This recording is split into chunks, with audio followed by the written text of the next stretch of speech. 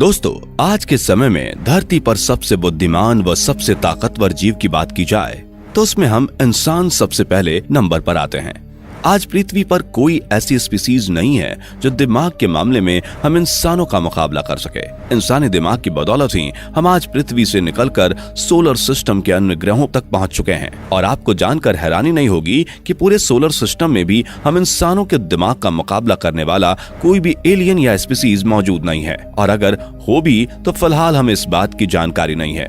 इंसान की इस इंटेलिजेंस को देखते हुए कहीं ना कहीं हमारे दिमाग में यह प्रश्न भी जरूर आता है कि आखिर इस धरती पर सबसे बुद्धिमान जीव यानी मानव की उत्पत्ति कब और कैसे हुई?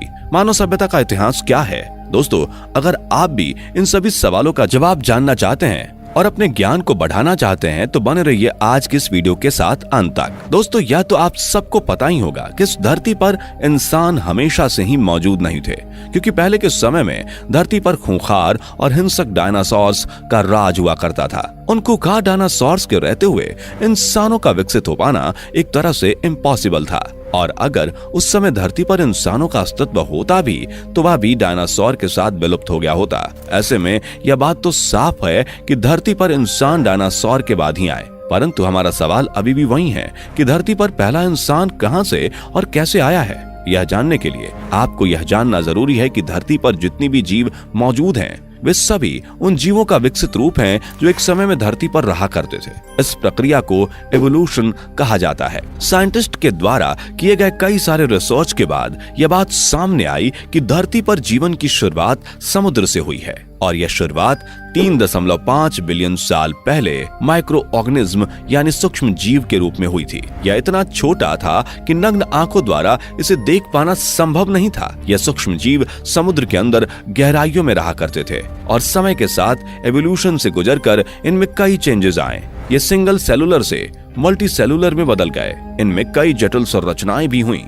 और फिर समय के साथ धीरे धीरे ये मल्टी सेलुलर ऑर्गेनिज्म विकसित होने लगे। जहां इनमें कुछ ने पानी में रहना पसंद किया तो वहीं कुछ ने जमीन की तरफ हो लिया। कई हजार सालों के एवोल्यूशन के बाद धरती पर बड़े बड़े जीव अस्तित्व में आए, जिनमें डायनासोर भी एक है। साइंटिस्ट के अनुसार इस डायनासोर के खत्म होने के बाद ही मानव विकास की शुरुआत हुई। आइए इसे और भी अच्छे से समझने की कोशिश करते हैं। दोस्तों, कहा जाता है कि आज से लगभग 65 मिलियन साल यानी 6 करोड़ 50 लाख साल पहले मार्स और जुपिटर के बीच स्थित एस्ट्रॉयड बेल्ट का एक छोटा सा एस्ट्रॉयड जाकर एक बड़े एस्ट्रॉयड से टकरा गया था। ये टक्कर इतनी जोरदार थी कि उस बड़े एस्ट्रॉयड की दिशा बदल गई, जिससे वह एस्ट्रॉयड बेल्ट से निकलकर पृथ्वी की ओर बढ़ने लगा। बताया जाता है कि 10 से 15 किलोमीटर डायामीटर वाला यह एस्ट्रॉयड जब पृथ्वी के एटमॉस्फेयर में दाखिल हुआ तो इसकी स्पीड बढ़कर 70,000 किलोमीटर प्रति घंटे हो गई थी और एटमॉस्फेयर में होने वाले घर्षण की वजह से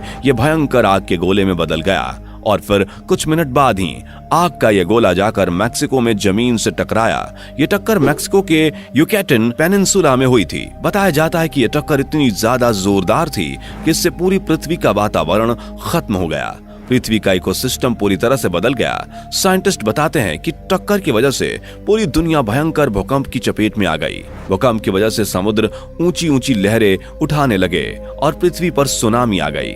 इस खतरनाक टक्कर की वजह से पृथ्वी पर मौजूद ज्यादातर बड़े वोल्केनो फट गए। इन्हीं सभी घटनाओं के एक साथ होने की वजह से पृथ्वी पर एक बहुत बड़ा मास एक्सटिंक्शन हुआ, जिसकी वजह से पृथ्वी की लगभग 75% प्रजाति खत्म हो गई। खत्म होने वाले प्रजातियों में डायनासोर भी शामिल थे। दोस्तों, इस एक एस्ट्रॉयड की वजह से धरती पर कुछ स्पीसीज पूरी तरह से विलुप्त हो गए, जिससे धरती पर उनके रहने का स्थान भी खाली हो गया। इस धरती का इकोसिस्टम चरमरा गया।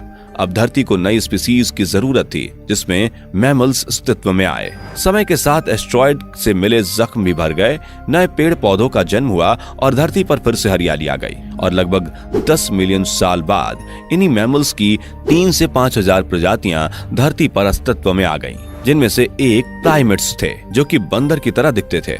समय के साथ इन प्राइमेट्स में भी कई तरह के चेंजेस आए। इन प्राइमेट्स के 2 ग्रुप हो गए, जिनमें से एक स्ट्रेप्टोराइनी था, जिसे वेस्ट नोज प्राइमेट्स भी कहा जाता है। इसमें सूंघने की क्षमता काफी तेज हुआ करती थी। वहीं इन प्राइमेट्स में जो दूसरा ग्रुप था उसका नाम था हैप्लोराइनीज।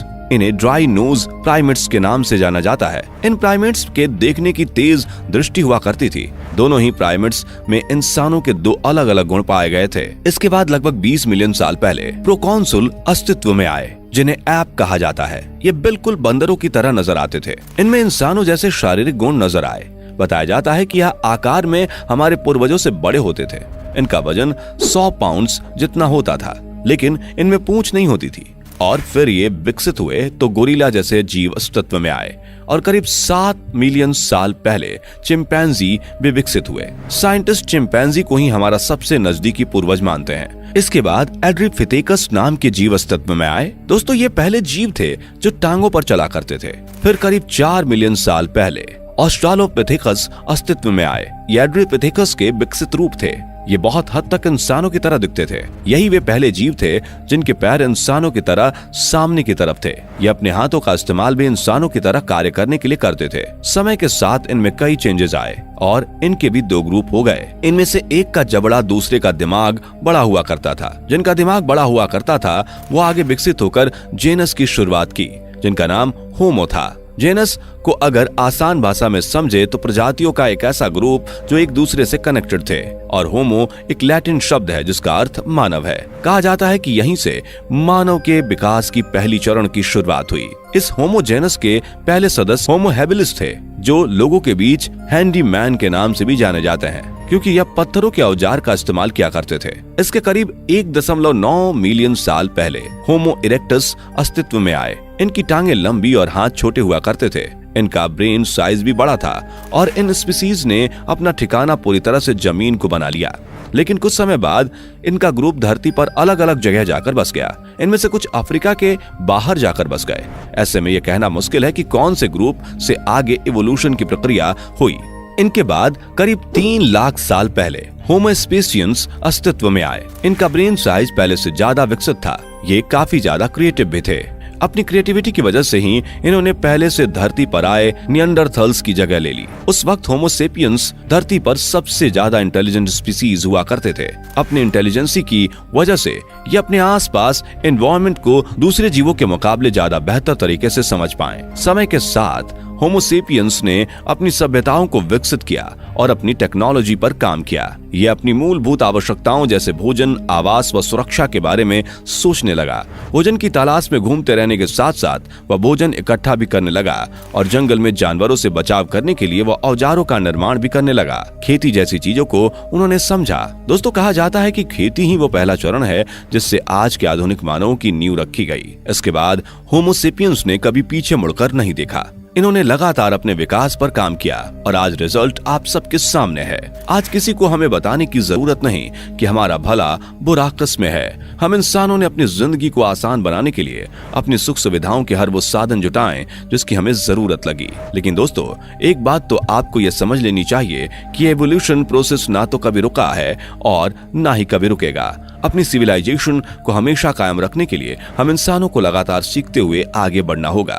तो दोस्तों, अब शायद आपको यह बात समझ में आ गई होगी कि कब और किस तरह से धरती पर पहला इंसान आया और कहां से आया। आज के लिए फिलहाल इतना ही। उम्मीद है कि आपको आज की ये वीडियो पसंद आई होगी। अगर हाँ, तो वीडियो को लाइक करें। इस तरह के और भी अमेजिंग इंटरेस्टिंग वीडियोस देखते रहने के लिए चैनल को जरूर सब्सक्राइब कर लें। Thanks for watching.